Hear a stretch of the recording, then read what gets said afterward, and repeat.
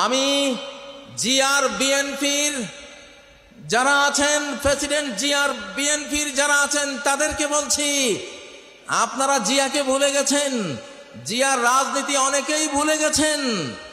যদি বিএনপি হতে চান, জিয়ার ভাঙ্গা সুটকেস আপনাদের হাতে দেখতে চাই। যদি বিএনপি হতে চান, তাহলে আপনাদের বাড়িতে আলু ভর্তার ডাল ভাত খাওয়ার রেওয়াজ আমরা দেখতে চাই। যদি বিএনপি হতে চান, ছেঁড়া গেঞ্জি আপনাদের গায়ে আমরা দেখতে চাই। যদি বিএনপি হতে চান, তাহলে 7ই নভেম্বর জাতীয় সংহতি দিবস, জয় বাংলা স্রোতের, জয় বাংলার নাফাক স্লোগানে 71 থেকে 75 পর্যন্ত নারায়ে তাকবীর স্লোগান বন্ধ হয়ে গিয়েছিল। নারায়ে তাকবীর স্লোগান বাংলার আকাশে বাতাসে ধ্বনিত হতে পারেনি, কারণ জয় বাংলা হলো ভারতের স্লোগান। বাংলা বললে বাংলাদেশ বুঝায় না, বাংলা বললে বাংলাদেশ বুঝায় না, এটার ভিতরে ভারতও ঢুকে যায়, ঠিক নয় কি? পশ্চিম বাংলাকে ভিতরে আনার জন্য এবং পশ্চিম বাংলার টানে পূর্ব বাংলা অর্থাৎ বাংলাদেশ দখলের জন্য স্লোগান তৈরি করা হয়েছিল জয় বাংলা। সেই জয় বাংলা একটা শিরকি স্লোগান।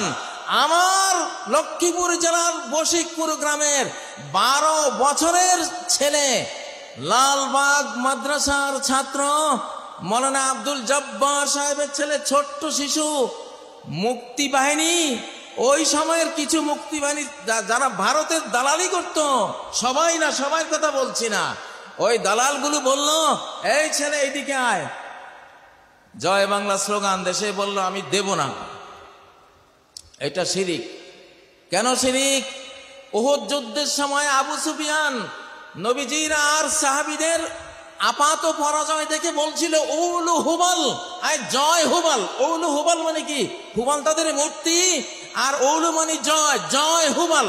এই জয় কথাটা উলুর বাংলা। উলু, ওরা উলু দেয় না, উলু দেয় না, এই উলু, উলু থেকে উলু দেয়, ওটা মূর্তি পূজা।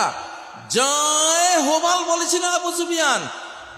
ওমর বললেন, ইয়া রাসূলুল্লাহ, আমরা কি বলবো? নবীজি বললেন, তোমরা বলো আল্লাহু আলা ওয়াজাল।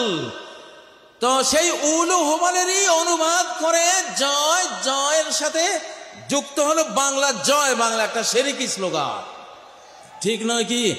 এই জন্যই আজকে ঘোষণা দিলাম, জয় বাংলার দিন শেষ, নারায়ে তাকবীরের বাংলাদেশ। আমি বিএনপিকে বলতে চাই, আপনাদের জিয়া, আপনারা জানেন না অনেকেই, আপনাদের জিয়া 7ই নভেম্বর এই স্লোগান 71-এর পরে নতুন করে এই বাংলাদেশকে উপহার দিয়েছিল।